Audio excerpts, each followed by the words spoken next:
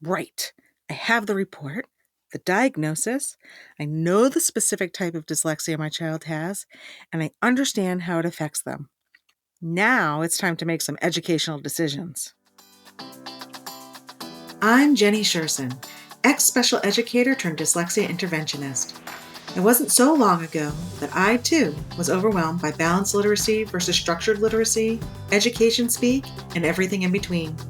Fast forward after many, many hours of self-driven education, and you'll see I've built a thriving dyslexia practice helping students from age 6 to 18. My specialties? Working with the quote-unquote difficult, almost always 2E, student, and breaking down the complexities of dyslexia into everyday language, strategies, and action steps. Okay, during this episode, we're going to make some small leaps and assumptions. The first assumption I'm going to make is I'm going to assume the school has accepted both your request to begin the evaluation identification process and your private, or sometimes referred to as an outside evaluation. Remember, a school only has to take into consideration an outside evaluation. They do not have to accept it.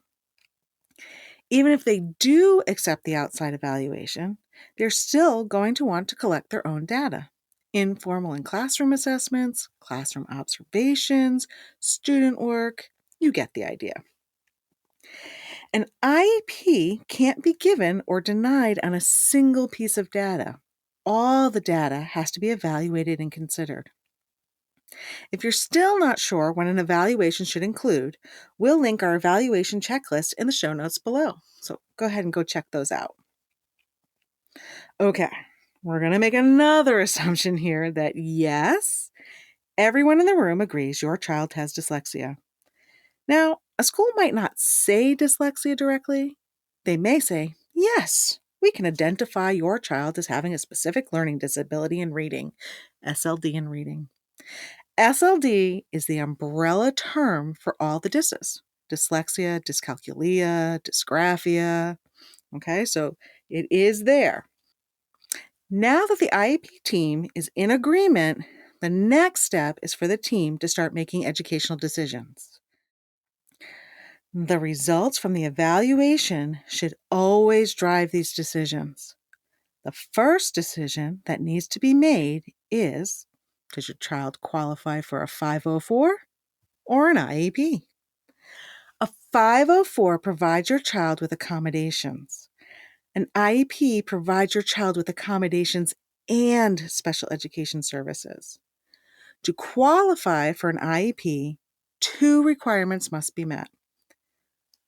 One, your child must have a disability and show a need for services. In other words, just because they have dyslexia does not automatically qualify them for services. Two, it has to be shown that in order for your child to find success in the general education classroom, they require services. They can't access the curriculum without these services. All right, another assumption and leap here. The team agrees your child is eligible for an IEP.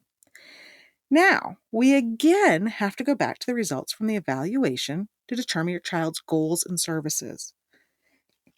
For example, if your child showed a weakness in phonemic awareness, nonsense or real word decoding, and fluency, the team is going to want to discuss reading services and goals related to those services. If the results showed your child had a weakness in receptive or expressive language skills, then the team is going to want to discuss the possibility of speech and language services and related goals. And these discussions are carried on for each area of weakness, whether they be in the academic, social, or behavioral areas. I will caution you, more goals do not make for a stronger IEP. Goals are supposed to be written to guide the team and provide them with a focus and blueprint for meaningful progress over a 1-year period. I have seen IEPs with 10 or more goals. Nobody child, or adult can make meaningful, focused progress on that many goals in 1 year. Pick the areas that have the greatest need and focus on those first. Sometimes, when you focus on the greater needs, the smaller ones sort themselves out. And remember, IEPs are living documents and can always be amended down the road. You don't have to wait a calendar year to revisit your child's IEP services, goals, or placement. Now, I want to take a step back and return to the conversation regarding reading and writing services. During this part of the conversation, you may feel like the rest of the team is talking in circles around you. They may talk about reading levels, balanced literacy approaches, OG-based programs, pull-in or pull-out services, and small group or one-on-one. You may have gone in ready to demand one-on-one Orton Gillingham instruction, and there is a wide divide between what they are offering and what you want. There's a lot to unpack here, so let's see if I can break it down a bit. Schools will rarely put in an IEP or specific curriculum or program. Once a particular program is documented in IEP, they're required to provide it. And if your child moves from one school or another, there's no guarantee that other school has that program or someone who is qualified to offer that program. So they like to go a little more general in the approach that they're going to take when they put it into the documentation of the IEP. However, you do have a right to know the approach they're going to use. Is it a balanced literacy approach or an Orton Gillingham structured literacy approach? You also have a right to know who's providing the services and their qualifications. It should also be noted where the services will take place and how often they occur. Will the provider push into the classroom, or will your child be pulled out of the classroom for a set amount of time? For example, the team may decide the provider will pull your child out of the classroom for 30 minutes 3 times a week. Those are your service hours. Also, rolled up in this whole conversation is a lot of misunderstanding about the term or name Orton Gillingham. Right now, Orton Gillingham is a catchphrase and it gets thrown around a lot. Orton Gillingham is an instructional approach. It is not a set curriculum or program. That said, there are some curriculums that are based on the Orton Gillingham approach. The two most commonly known and respected are Wilson and Barton. Some of the red flags you should be on the lookout for during this conversation are terms like balanced literacy, digital instruction, where the quote-unquote instruction is provided by a digital program.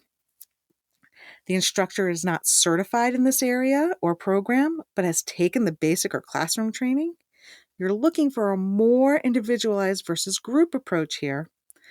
Or the instruction will be given by an aide and overseen by an instructor. If you're already at the point of setting up an IEP and services for your child, they need an individualized, structured approach to their instruction. Remember, you do not need to sign or approve anything at the initial meeting.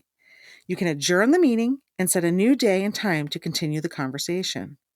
There is a lot that is discussed in this meeting, and it is not only overwhelming, but exhausting.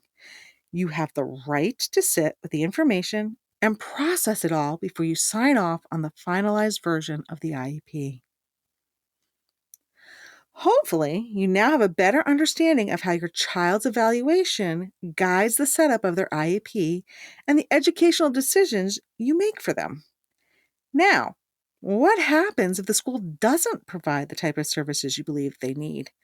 Or they provide the services, but not to the fidelity or intensity your child requires in order to make that meaningful progress? Now you need to start looking for outside services.